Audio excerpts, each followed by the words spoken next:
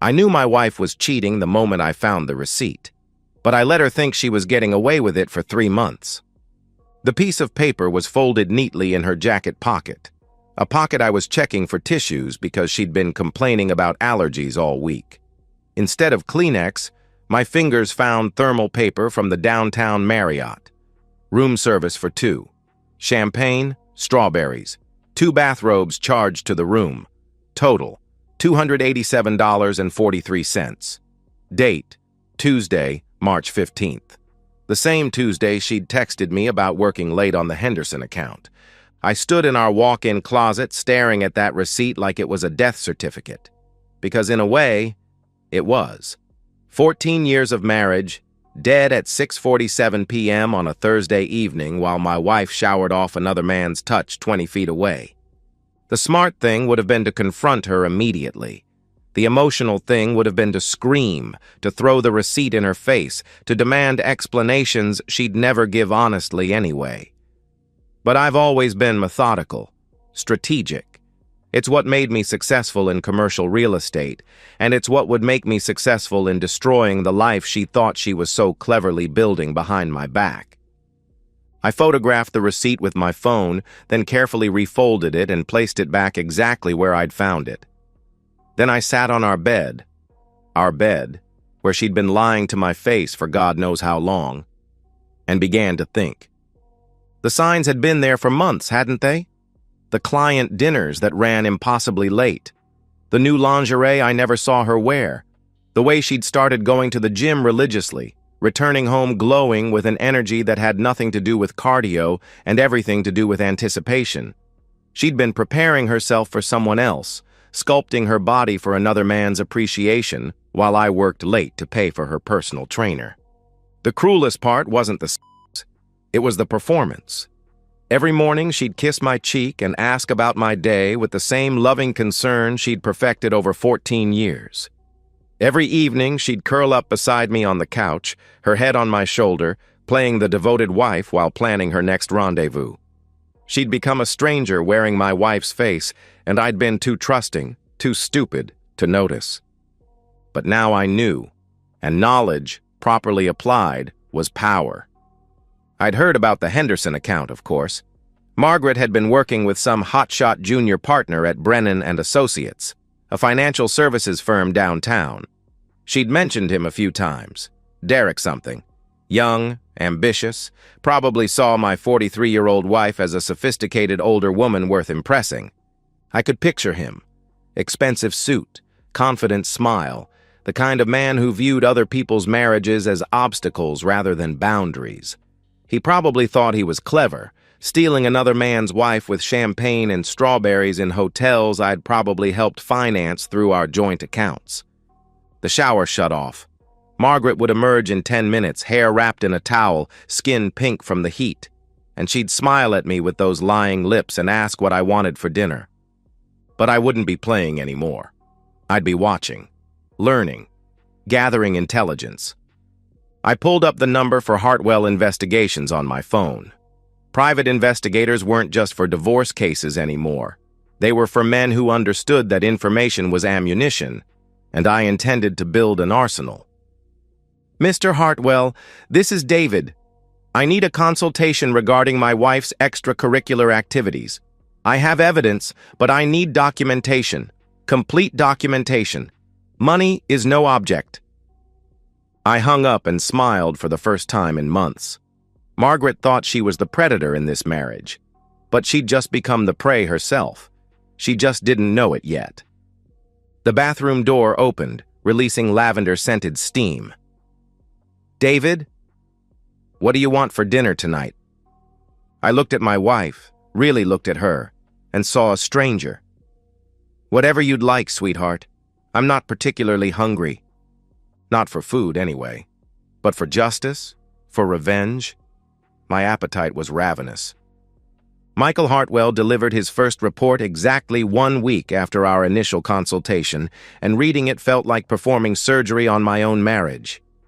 Every page contained another small death, another confirmation that the woman I'd loved for 14 years had been systematically dismantling our life together while I slept beside her.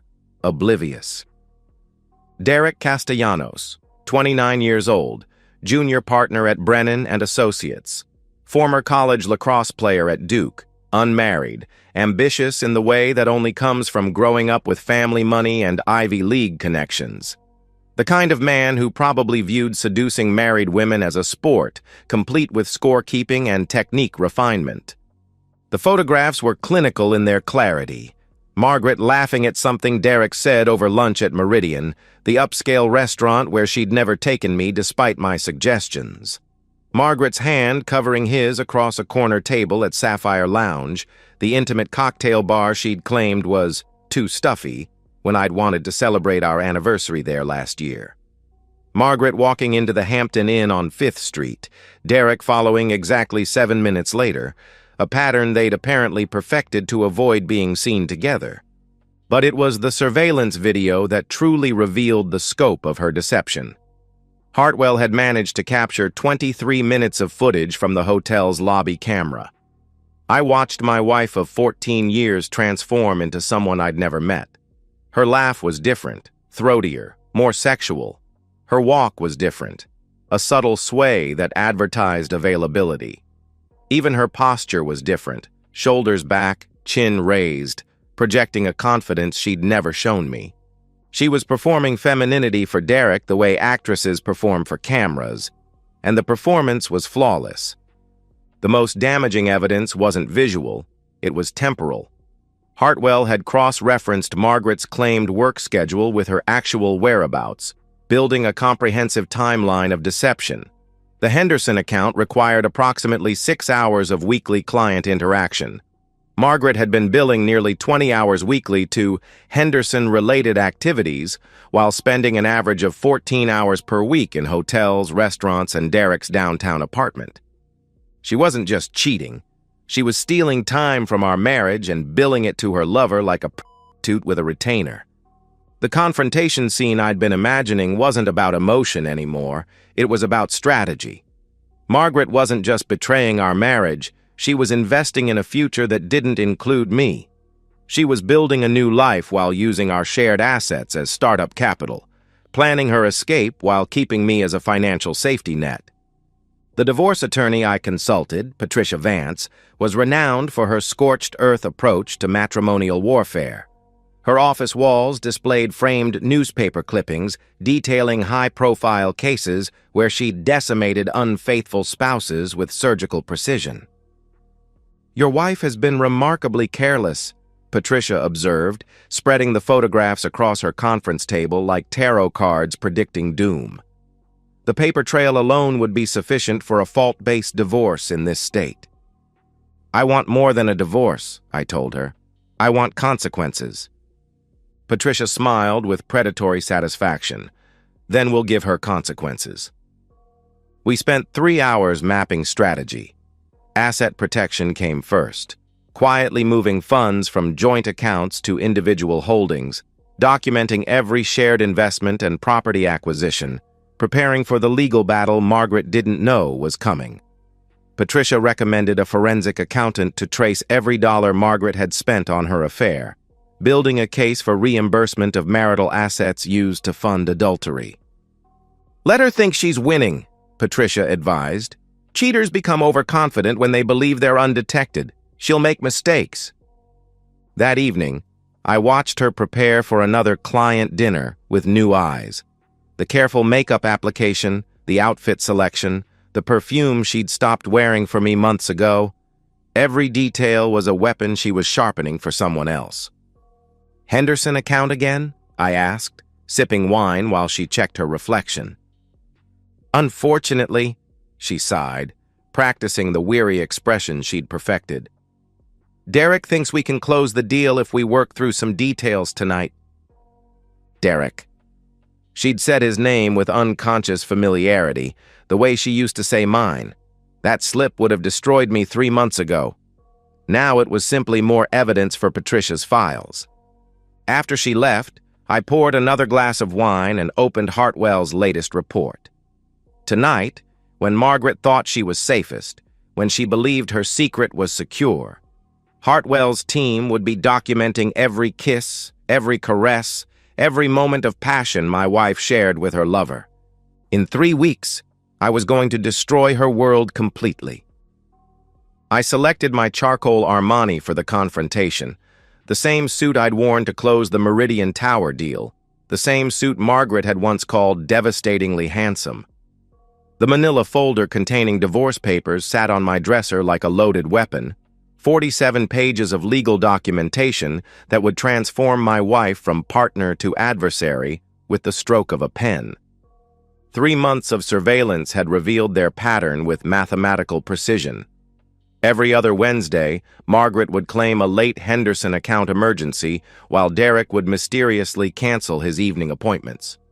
They'd meet at the downtown Marriott, the same hotel where I'd first discovered their affair. Room 847, always room 847. I arrived at the Marriott at 5:30 p.m., 2 hours before their scheduled rendezvous. The lobby lounge provided perfect surveillance angles while maintaining the appearance of a businessman waiting for clients. I ordered Macallan neat and positioned myself with clear sightlines to the elevator bank. At 7:43 p.m., Derek entered through the main entrance wearing confidence like expensive cologne. 6'2", athletic build, the kind of casual arrogance that comes from never facing real consequences. He moved through the lobby like he owned it, probably because he'd been conducting his affairs here long enough to feel proprietary about the space. Margaret appeared at 7:51 p.m., 8 minutes of strategic delay designed to avoid the appearance of coordination. She wore the black dress I'd bought her for our anniversary last year, the one she'd claimed was too fancy for anywhere we'd go. Apparently, Derek merited special occasion attire. Watching them reunite near the elevator was like observing wildlife, predators recognizing each other through instinctual signals. Derek's hand found the small of her back immediately, guiding her toward the elevator with practiced familiarity. Margaret laughed at something he whispered, the sound carrying across the lobby with crystalline clarity. They were happy, genuinely, radiantly happy, in a way that illuminated how miserable our marriage had become. Margaret hadn't looked at me with that kind of anticipation in years, hadn't touched my arm with that unconscious intimacy, hadn't smiled with that unguarded joy. The elevator doors closed on their ascending passion. I finished my Macallan, straightened my tie, and began the most important negotiation of my career. 8th floor, down the hallway to room 847. I could hear their voices through the door, Margaret's laugh, Derek's deeper rumble, the clink of champagne glasses. They were celebrating something, probably the thrill of believing they were untouchable. I waited exactly 10 minutes, long enough for them to settle into their ritual, to shed the pretense of business meetings and embrace the reality of their affair, long enough for them to believe they were safe in their stolen sanctuary. The knock was firm, but not aggressive, professional, the kind of knock that suggested room service rather than vengeful husbands armed with divorce papers. Footsteps approached the door. A pause while someone checked the peephole. The chain rattled. The deadbolt turned. The door opened 6 inches, revealing Margaret's face framed by the security chain. Her expression cycled through emotions like a slot machine. Curiosity, confusion, recognition, and finally, absolute horror. The color drained from her face as our eyes met through that 6-inch gap. "Hello, Margaret," I said quietly. "We need to talk." Behind her, Derek's voice called out with casual intimacy. "Who is it, babe?" The endearment hung in the air like smoke from an explosion. She was his babe now, his secret girlfriend, his sophisticated older woman. But she was also my wife, wearing my anniversary gift while planning our marriage's destruction in a hotel room charged to our joint credit card. "It's..." Margaret's voice cracked. "It's my husband." The silence from inside the room was deafening. I could picture Derek's face, the exact moment when his fantasy collided with reality. Margaret's hands shook as she fumbled with the security chain. She opened the door wider, revealing herself in the silk robe the hotel provided. Her hair was disheveled, her lips swollen, her face flushed with passion that wasn't meant for me. "David, I can explain," she began. "No need," I interrupted, extending the manila folder with surgical precision. "Everything's explained in here." She took the folder with trembling fingers, her eyes never leaving my face. Behind her, Derek appeared in the doorway wearing nothing but hotel towels and panic.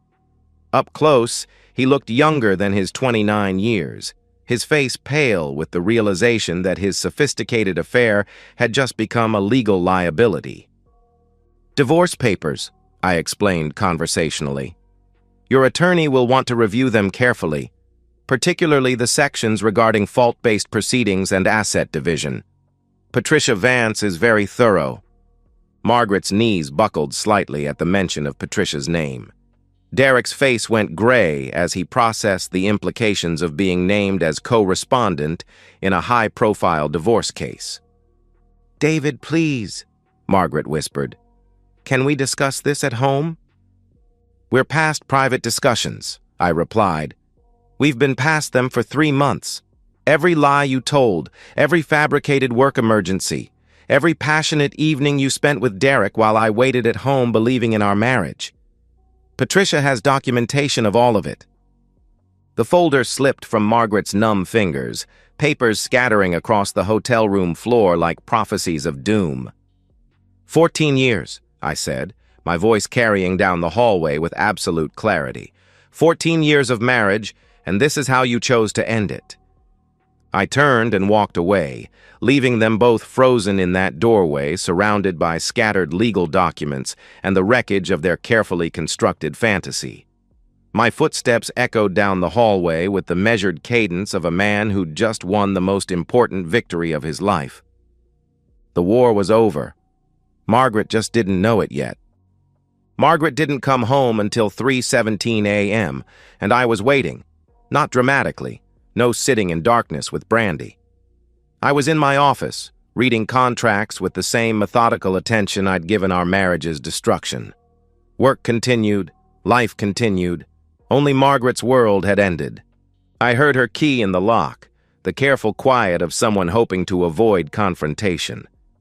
Her heels clicked softly across our hardwood floors as she tried to navigate to the guest bedroom without waking me. "Margaret." My voice carried through the house with calm authority. "We should talk." She appeared in my office doorway, still wearing that black dress, now wrinkled and stained with tears. Her makeup had long since dissolved, leaving her face raw and exposed. She looked like a woman who'd spent hours arguing with her lover about whose fault it was that their perfect affair had exploded into legal consequences. "David, she began, then stopped. What could she possibly say? "Sit down," I said, gesturing to the chair across from my desk. The same chair where she'd once helped me review mortgage documents for our house, where we'd planned vacations like the partnership we'd once been.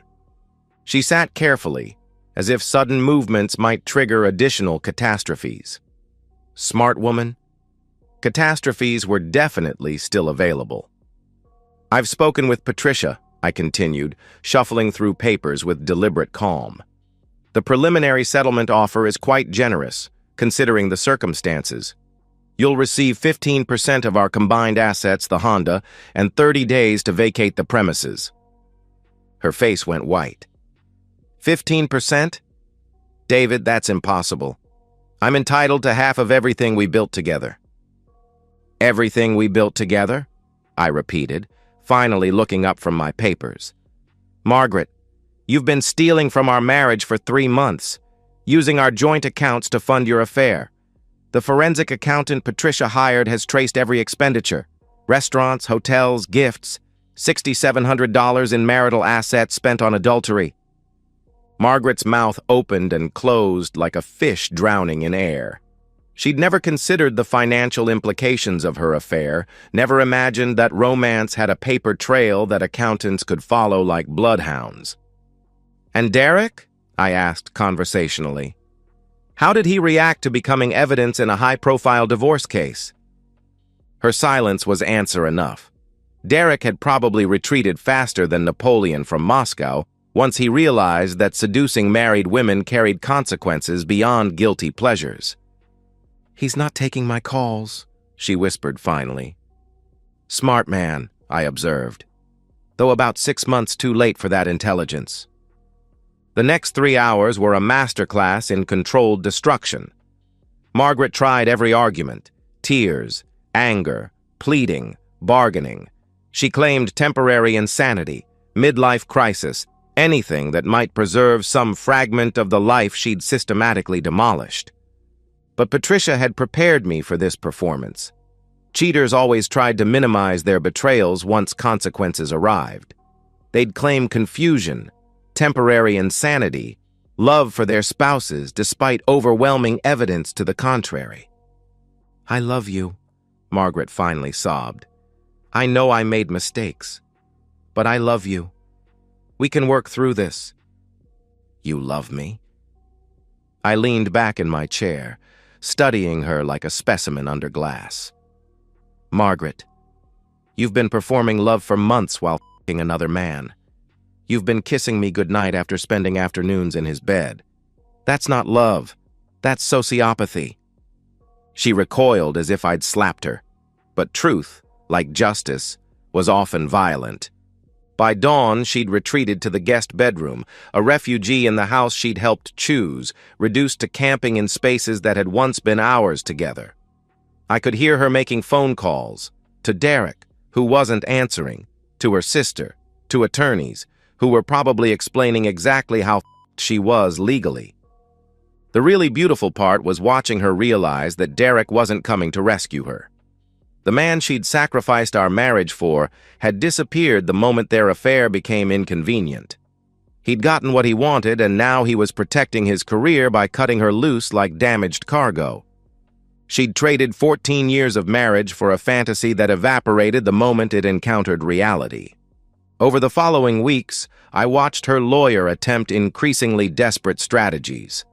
Character assassination, claiming I'd been emotionally abusive, suggesting that her affair was somehow my fault. But Patricia had evidence, and evidence trumped narrative every time. The surveillance photographs were particularly devastating in depositions. Watching Margaret's attorney review images of his client passionately kissing another man in hotel lobbies was like watching someone's faith die in real time. By November, Margaret's resistance had crumbled entirely. Her lawyer recommended accepting our settlement offer rather than risking a trial that would destroy what remained of her reputation. She'd moved back to her parents' house in Ohio, a 42-year-old woman starting over with nothing except the memories of a marriage she'd murdered for temporary pleasure. I felt no guilt about her circumstances. She'd made her choices with clear knowledge of potential consequences. She'd simply gambled that I was too weak, too trusting, or too comfortable to call her bluff. She'd gambled wrong. 6 months after signing the final divorce papers, I stood in my new downtown apartment watching the sun set over the city Margaret and I had once planned to grow old in together.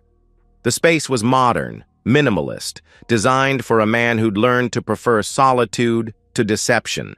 No shared closets hiding hotel receipts, no joint accounts funding other people's romances, no performance of domestic bliss masking systematic betrayal.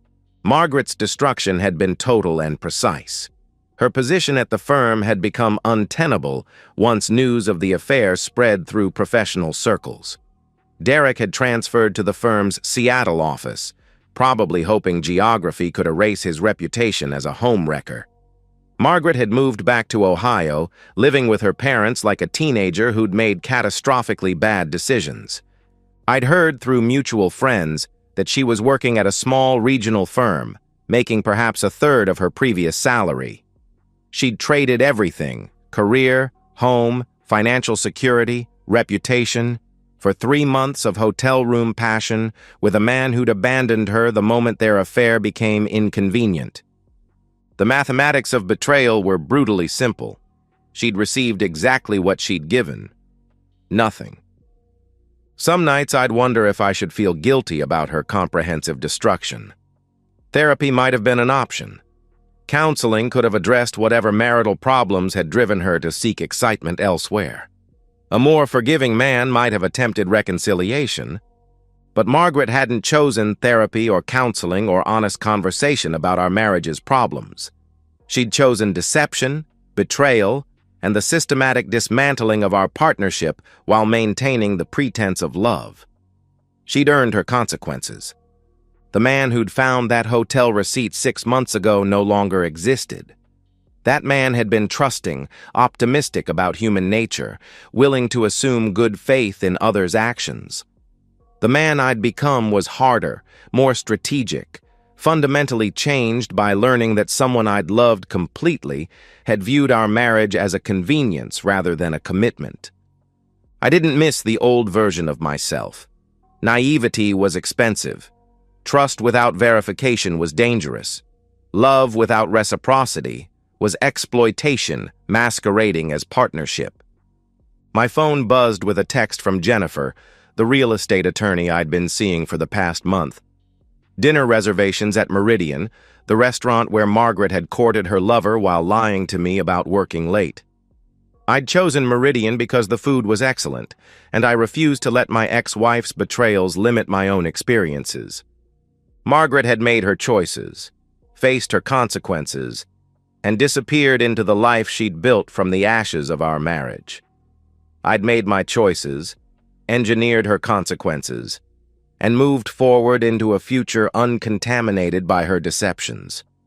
Some betrayals were so complete, so systematic, so contemptuous of their victims that they required equally complete responses. Margaret had declared war on our marriage through months of calculated lies.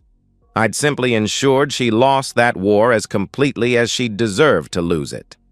Tomorrow would bring new deals, new possibilities, new relationships built on honesty rather than performance.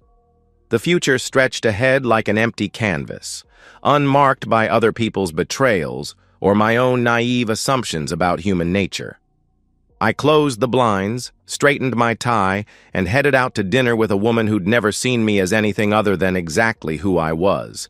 No lies, no performances, no hidden agendas. Just the truth. Finally, beautifully, completely the truth. And so, we've reached the end of today's story. Was it what you expected, or did it take a twist you didn't see coming? I'm curious to hear your thoughts. Share them in the comments below, and let's get a conversation going. If this story kept you hooked, make sure to hit that like button. And if you're new here or just haven't subscribed yet, now's the perfect time to join our community. I bring you fresh, captivating stories every day, so click that subscribe button and turn on notifications so you never miss out. Thanks for watching, and I'll see you in the next one.